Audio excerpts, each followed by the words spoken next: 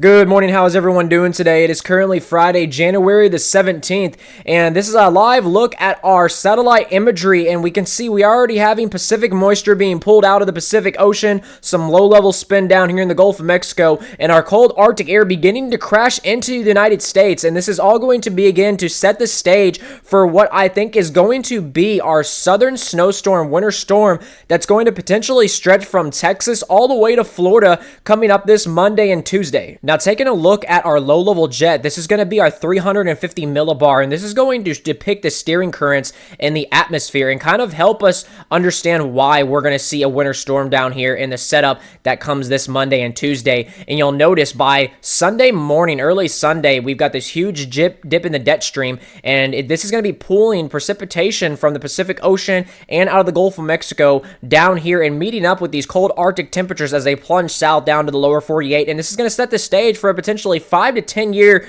type of event that we usually don't see that often, and we could see snow as far south as the coast down to Galveston all the way down to the panhandle of Florida. Now, I'm not saying we're going to see like 6 inches to a foot of snow down here, but some type of winter precipitation, freezing rain, whether it be snow, sleet, or ice, is going to be possible, and confidence is definitely on the rise now, and I'm pretty confident to say that we're going to see some type of winter precipitation down here from Texas to Florida beginning around the late Monday to early Tuesday timeframe. Now, taking a look at our actual temperatures going into this weekend into Monday and Tuesday, this is going to be very important to note because the colder these temperatures and the further south they can get, the more snow and accumulating snow and potentially winter precipitation that we're going to see here down in the south of Texas points east all the way to Florida. And we're going to move this into time here. This is Saturday morning. You'll notice this Arctic front already beginning to penetrate through OKC, 31, 32 degrees, panhandle of Texas, 28,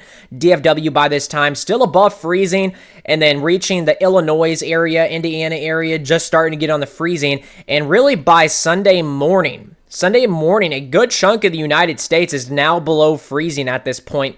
Come Sunday morning, DFW around 29 degrees, okay, pretty much in the low 20s, all the way up to Kansas. You know, you've got your negative temperatures all the way back here in Dakota. These are actual temperatures, by the way, not wind chills. Factor in the wind chills up here. You're looking at potentially negative 40 to 50 degrees below zero at this point. Florida, Sunday morning, you're still baking. Let's continue to take this in time frame here all the way to Monday morning. Monday morning, DFW sitting still below freezing. Florida, Panhandle, Florida is now below freezing. Y'all are looking at 28, 29 degrees, all the way down to Orlando, still in the 40s, 50s at this point. Nothing too crazy. I don't think it's going to get all the way down to the Florida Keys as far as the freezing line goes. The temperatures are going to attract backwards come Monday afternoon. So I think the portion of the lower 48 from Texas points east all the way to Florida are going to be in the low to upper 30s and 40s all the way down near the coast. And then we continue to take this some time here. Come Tuesday morning, this is when those temperatures are going to fall. That's when that moisture is really going to start to rise. And this is important here because the GFS has a little bit more of a warmer bias than the European and the Canadian and a lot of other models do. So like I said, if the GFS is right, then we're obviously going to see a little bit less or a lot less of accumulating snow down here in the south and potentially a lot less winter precipitation. Now, just to compare model trends, this is going to be the Euro versus the GFS. We just took a look at the GFS. So here's the Euro model beginning Saturday morning. And you'll see, similar to the GFS at this point, we've got that Arctic line pretty much reaching OKC, Panhandle of Texas, through Missouri up to Indiana and the Great Lakes, 30 degrees near OKC. And we continue to push this in time to about Sunday morning. You'll notice a lot colder, definitely a lot colder. It's got a more cold bias than the GFS does, 25 degrees about Sunday morning in the DFW area, 17 degrees near Amarillo, 18 degrees, and then obviously just negative temperatures engulfing much of the northern United States. And let's continue to push this forward in time here. We're going to go to Monday morning, right about here. 28 degrees down in the Houston area, 23 degrees in the DFW area, Panhandle, Florida, still about the same, 29 degrees. Let's go ahead and take this a little bit further out to Tuesday morning now. Tuesday morning, 26 degrees still in the DFW area, 22 in Wichita, 12 degrees in Amarillo, 13 degrees in OKC. Pretty much widespread negatives in Kansas all the way through Nebraska. Just a lot more cold bias, and it gets even crazier than this. It gets crazier. We can push this in time frame. Let's go ahead and go to Wednesday morning. I think that by Wednesday morning, we're going to see some type of colder pocket of air down here in the lower 48, potentially near the coast. And it's kind of been depicting this a little bit of anomaly down here. We'll have to see how this trends and see if it really holds true and stays consistent. The Euro is one of the only models that are kind of seeing this, but potentially 17 degrees, 16 degrees in Louisiana, all the way down the coast, 18 degrees down to Galveston. We're talking, below freezing all the way from Tallahassee points, to northern Florida, and just widespread just freeze by Wednesday morning. I mean, much of the United States is below freezing, and we keep this pushing into Thursday.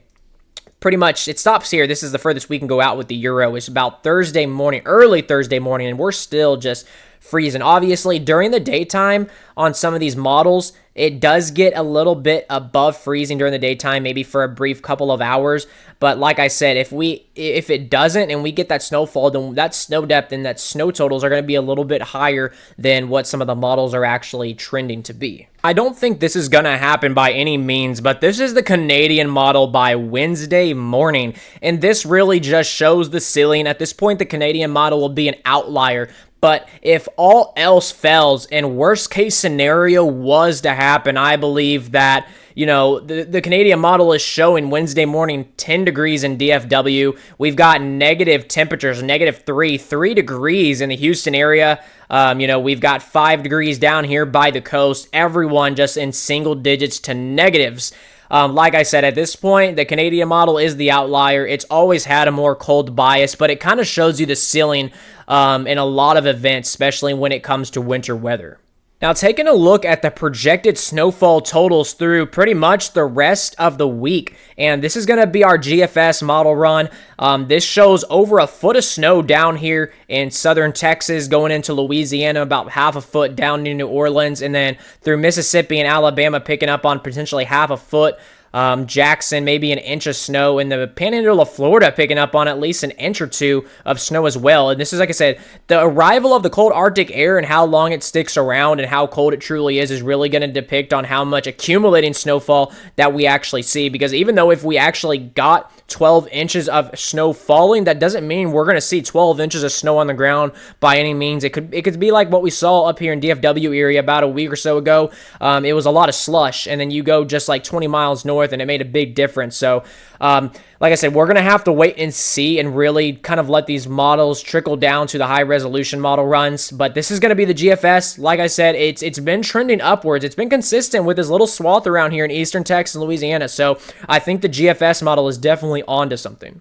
Now, here's the Euro model, and you'll notice that a big difference. We've got not only a little bit less of snow totals, they're still very, very impressive for this far south, but the snow totals are extremely further south. I mean, we're picking up on some totals out in the Gulf of Mexico at half a foot offshore in the ocean. I mean, like I said, the GFS was a little bit more warmer of a bias. The European model has that cold Arctic air coming down a little bit further south, a little bit quicker. So if the Euro model is right, I think a lot of people in the South are going to be excited for this and definitely happy and satisfied with what they're going to get. I mean, we're looking at the Panhandle of Florida, northern Florida, almost a foot of snow going up into southern Georgia, 6 inches of snow. The Houston area picking up on 6 inches of snow potentially. New Orleans picking up on a couple inches. So, this is not something we see that often. So if the Euro model is right, we're talking about something that we only see every 5 to 10 years, if not longer, for the South. Obviously, we don't want a foot of snow or even half a foot of snow down here because these areas, especially in Florida, don't treat their roadways. People down here aren't prepared for this.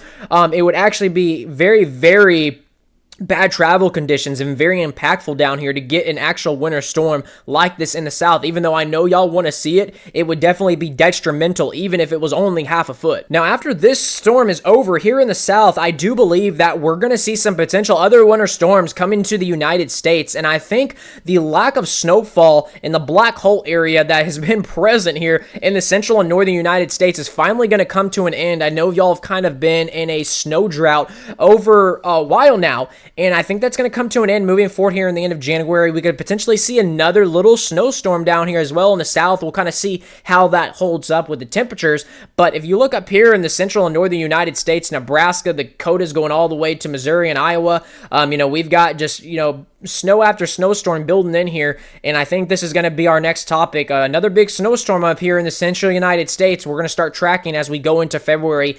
I think February now does have the potential to be just as cold as January, if not colder. We'll have to see. At first, it was kind of showing a warm bias going into February finally, but a lot of models are starting to hint at like, hey, we're going to see something going into February now. So that's pretty much going to conclude it for today's video, guys. I appreciate y'all watching. If you liked the video, definitely smash that like button. Don't forget to subscribe and turn on bell notifications for future videos as we do all things weather updates as well as storm chasing. And I will continue to update y'all with this other snowstorm as we get closer as well. I love y'all. I appreciate the support, and I'll see y'all in the next video.